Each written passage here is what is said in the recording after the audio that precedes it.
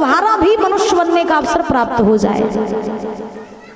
और सबसे अच्छी बात तो ये है कि अपने बच्चों को, ये सभी माताओं से मेरा निवेदन है कि अपने बच्चों को बचपन से ही महाराज भक्ति में ढालना सीखो। बचपन में ही अपने बच्चों के हृदय में भक्ति को जागृत करना सीखो। पहले के जमाने में महाराज क्या होता था कि पहले की माताएं जो होती थी अपने बच्चों को अच्छे अच्छे संस्कार दिया करती थी। पहले की माताएं महाराज अपने बच्चों को रामायण का अध्ययन कराती थी, उनको रामायण सिखाती थी, दिखाती थी, और गीता का अध्ययन कराती थी, भागवत जी का अध्ययन कराती थी, भागवत जी सुनाती थी। महाराज पहले की माताएं अपने बच्चों को अपने साथ भागवत कथाओं में ले जाती थी।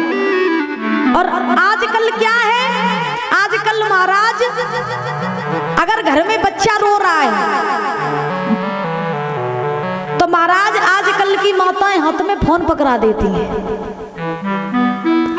फोन पकड़ा देती हैं, बोले लो बेटा कार्टून देखो और मस्त रहो।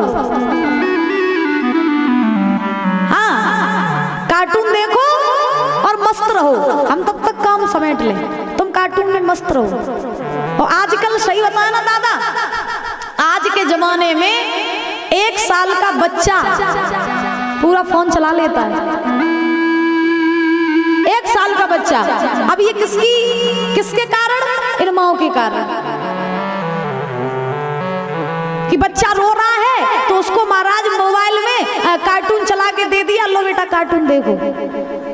1 साल की उम्र में ही उसको कार्टून दिखा रही हो। अब वो महाराज जब कार्टून देखेगा बचपन में, और जब वो कार्टून देखते ही देखते बड़ा हो जाएगा, तो अभी बचपन में तुम उसे कार्टून दिखा रहे हो, फिर जब वो बड़ा हो जाएगा, जब तुम्हारे ऊपर बुढ़ापा आएगा, तब बड़े पे वो तुम्हें बुढ़ापे पे तुम्हारा कार्टून बनाएगा। बुढ़ापे पे तुम्हें कार्टून बनाएगा वो। फिर जब बच्चे बिगड़ जाते हैं फिर सर पकड़ के कुन्ना में बैठते हो, ये परमात्मा संतान बहुत बुरी निकली, अब तुमने ऐसे गुड़ ही दिए तो संतान बिगड़ गई। बताओ, बच्चे को मोबाइल नहीं दोगे तो एक बार ही रोएगा, और बच्चे को अगर संस्कार नहीं दिए तो वो तुम्हें जिंदगी भर रुलाएगा, वो तुम्हें जिंदगी भर रुलाएगा। अच्छा, यहाँ कितनी ऐसी माताएं, हाथ उठाओ, जो माताएं अपने बच्चों से कहती हैं कि सुबह उठ करके बेटा वो मंदिर जाया कर। हाथ उठाओ, 1 2, देखो पीछे का देख रही हो, हाथ उठाओ ना। मतलब चेक कर रही हो कि किस किसने हाथ उठाया है? अच्छा, पीछे वाली माताएं देखो सब एक मोहल्ले की हैं तो वो समझदार हैं, तुरंत हाथ उठा दिया। कितनी ऐसी यहाँ माताएं हैं जो अपने बच्चे से सुबह सुबह ये कहती हैं कि बेटा सुबह उठ करके माता पिता के चरण स्पर्श किया करो, दादा दादी के पैर छुआ करो। कौन इतनी माताएं? हाथ उठाओ। कौन है? अच्छा, हाथ उठाओ, कौन ऐसी माताएं जो अपने बच्चों को फोन दे करके कार्टून दिखाती हैं? उठा लो।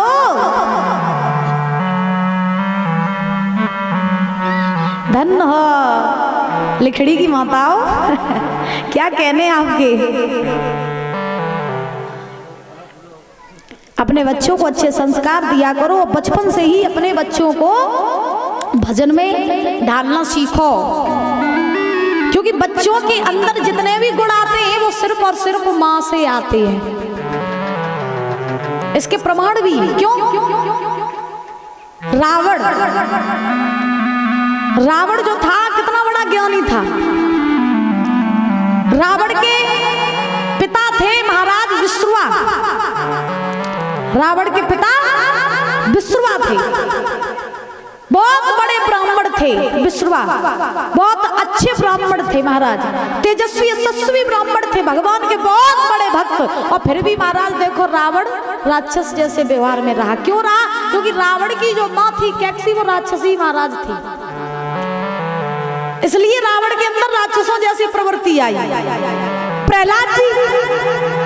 प्रहलाद जी की कथा आपने सुनी हो। प्रहलाद जी का बाप हिरण्यकश्यप कितना बड़ा राक्षस, कितना बड़ा दुष्ट था, और प्रहलाद जी की माँ भगवान की भक्त निकली तो उसने भक्त को ही जन्म दिया। तो इसलिए बहुत से लोग ये कहते हैं महाराज घर में लड़का हो चाहे लड़की हो, बहुत से लोग ये कहते हैं कि हमारा बच्चा, कोई कहता चाचा पे गया, कोई कहता पापा पे गया, कोई कहता दादा पे गया। एक बात मेरी याद रखना, बच्चा किसी पर नहीं जाता, लड़का हमेशा महाराज अपनी माँ के ऊपर जाता है। बच्चों के अंदर गुण हमेशा माँ से आते हैं। अब वो आपके ऊपर डिपेंड करता है कि आप अपने बच्चे को राक्षस बना रही हो या आप अपने बच्चे को भक्त बना रही हो, ये आपके ऊपर निर्भर करता है। सही बताए ना, तो बच्चों को बिगाड़ने वाली भी यही है, बच्चों को सुधारने वाली भी यही है। सत्य बता रहे आपको।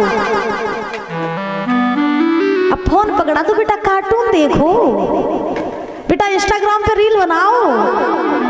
अब बेटा इंस्टाग्राम पे रील बना रहा है तो महाराज बिगड़ेगा कि नहीं बिगड़ेगा? फोन देखेगा तो बिगड़ेगा कि नहीं बिगड़ेगा? इसलिए संस्कार देना सीखो मेरी माँ, और भक्ति का होना हृदय में बहुत जरूरी है। बहुत से लोग हमने ऐसे देखे हैं कि बुढ़ापा आ जाता है, बीमार होके चारपाई पे लेट जाते हैं, फिर भी भजन करना नहीं आता है, फिर भी भगवान का नाम नहीं लेते। कोई ऐसे ऐसे मैंने लोग देखे जिन्हें भगवान के नाम से नफरत है, ऐसे ऐसे लोग हमने देखे। एक समय की आपको बात बताएं, एक दृष्टांत याद आ गया। एक नगर में एक मैया रहती थी, परीक्षा। तो जब वो मैया रहती थी तो बड़े ध्यान से सुनना मेरी माँ, तो नगर में एक मैया रहती थी, तो बुजुर्ग थी।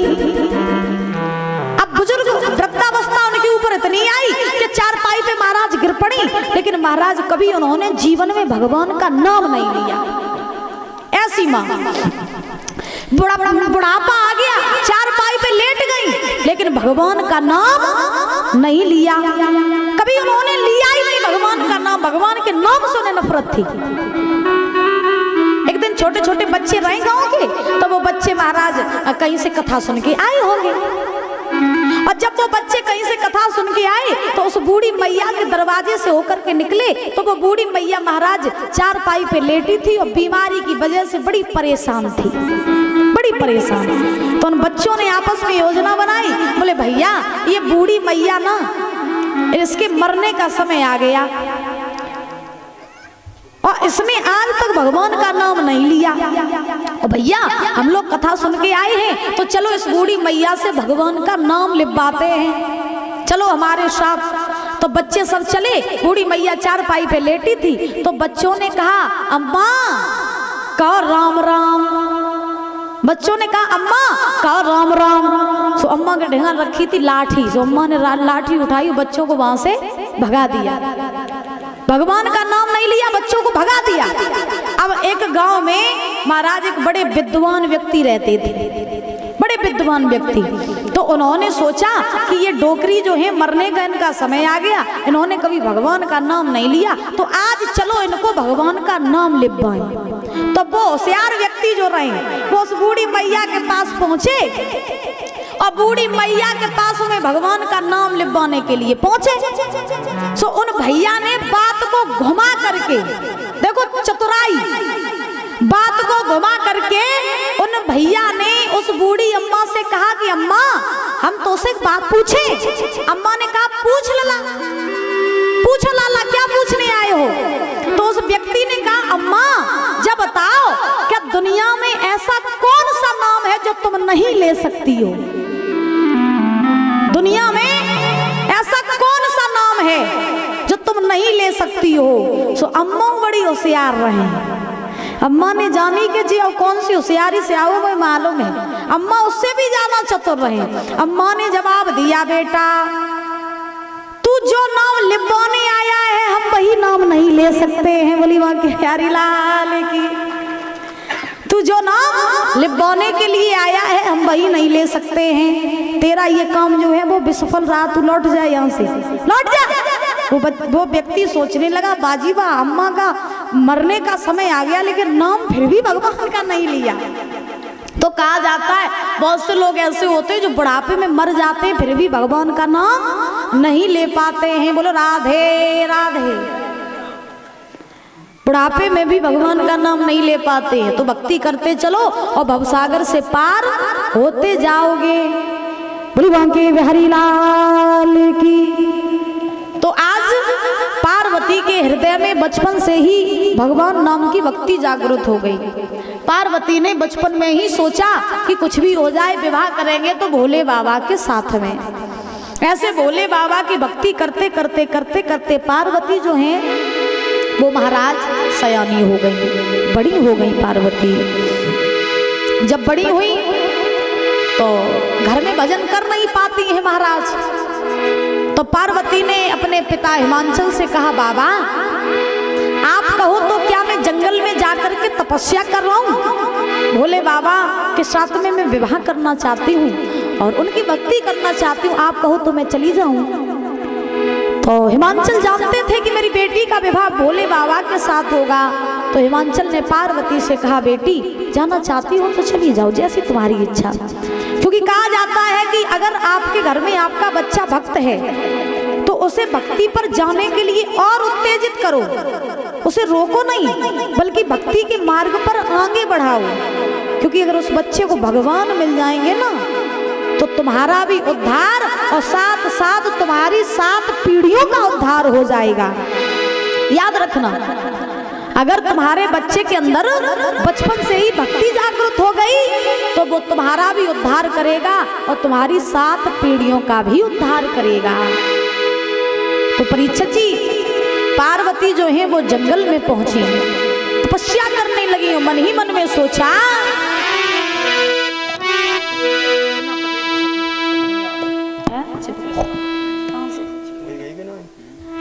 कृष्णा यादव इनकी तरफ से ये 21 रुपए आए हैं, बहुत बहुत धन्यवाद है। छिपनिया से कृष्णा पटेल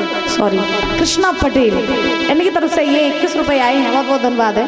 भगवान से कामना करेंगे बल बुद्धि विद्या आयु बढ़ती रहे, किसी भी चीज की कमी ना हो, समाज में पद प्रतिष्ठा बनी रहे, भगवान से कामना ही आराधना है। भोलेबाबा के बिहारी लाल की। आज पार्वती भोले बाबा के नाम का जप कर रही हैं, तो तप कर रही हैं, कैसे? क्या तप में भोली सब ही ज्ञान और भोला को रही मनाने।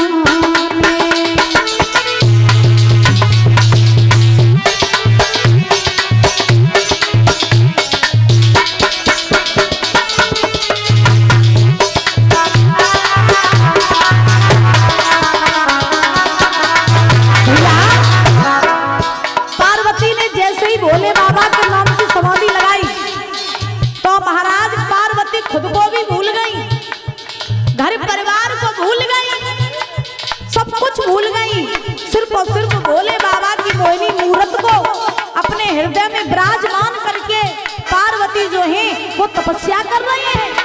क्या तप में भूली सब ही ज्ञान और शंकर को रही मनाने।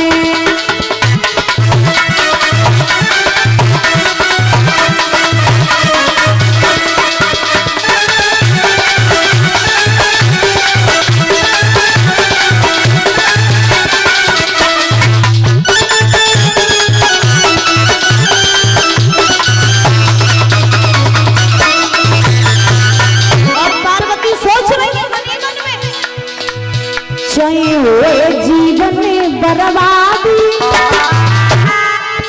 करे भोला संग सादी चलोए।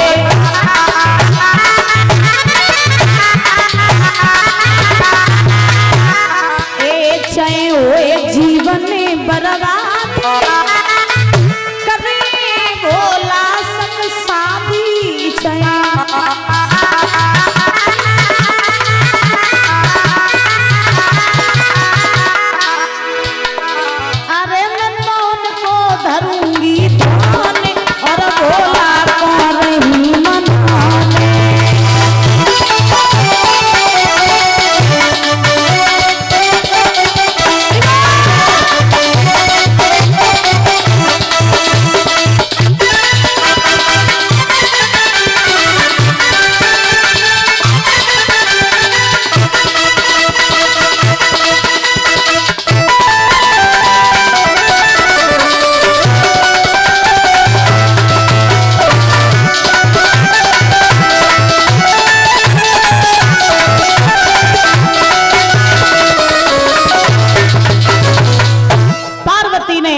महाराज समाधि लगाई और मन ही मन में सोचा जीवन में कुछ भी हो जाए विवाह करेंगे तो भोले बाबा के साथ में।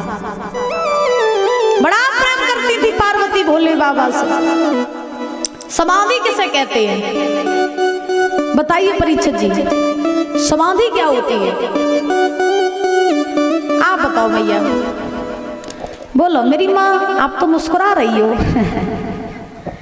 बोलिए ना, समाधि किसे कहते हैं? जिसमें शरीर का सम हो जाना वही समाधि, जिसमें शरीर का शून्य हो जाना वही समाधि। और जब व्यक्ति की समाधि लगती है ना तो महाराज वो खुद को भी भूल जाता है, घर परिवार को भी भूल जाता है। ऐसे ही पार्वती घर परिवार को भूल गई, खुद को भी भूल गई और महाराज भोले बाबा की तपस्या करने लगी समाधि लगा करके। बड़ा प्रेम करती थी पार्वती भोले बाबा से, था प्रेम। पहले महाराज पार्वती ने भी भोले बाबा से प्रेम विवाह किया। राधा जी का भी विवाह भगवान कन्हैया के साथ में हुआ था। अब वो बात की बात है कि उसमें दो महाराज प्रमाण आते हैं कि कोई कहता राधा जी का विवाह कन्हैया जी के साथ हुआ था, कोई कहता नहीं हुआ था। इसमें काफी मत है, लेकिन जब कथा आएगी तब हम आपको स्पष्ट रूप से बताएंगे।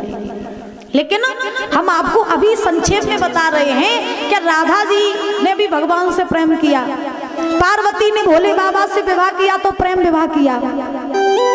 पहले के भी देवी देवता प्रेम करते थे, लेकिन आज के लोगों ने तो प्रेम की महाराज व्याख्या ही बदल दी।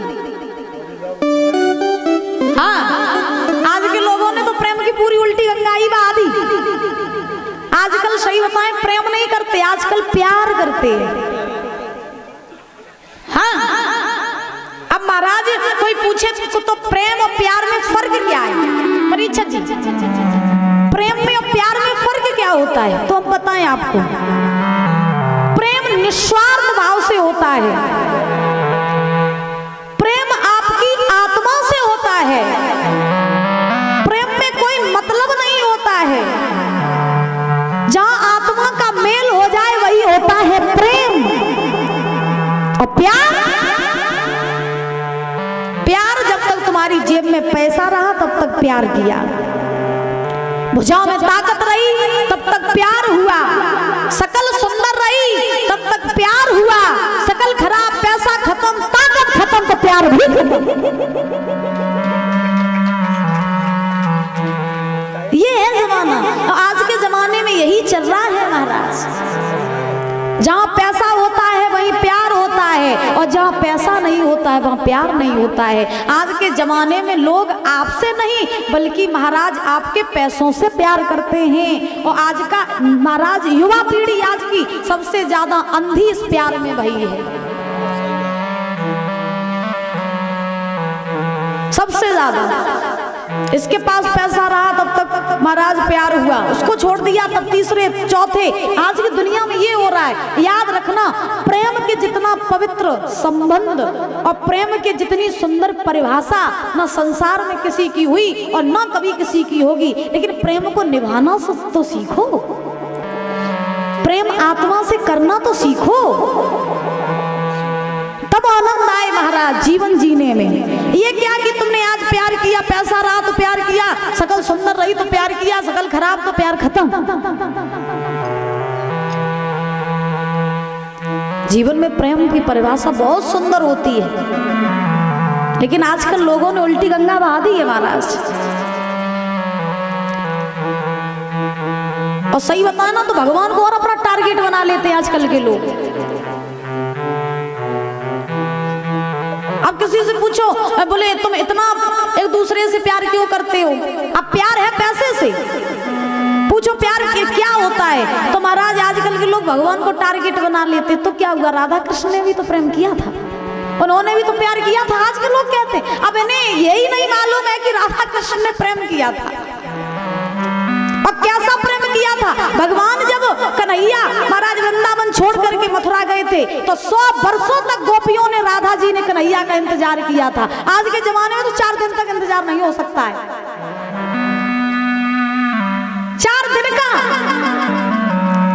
कोई छोड़ के चला जाए तो 4 दिन बाद दूसरा रेडी।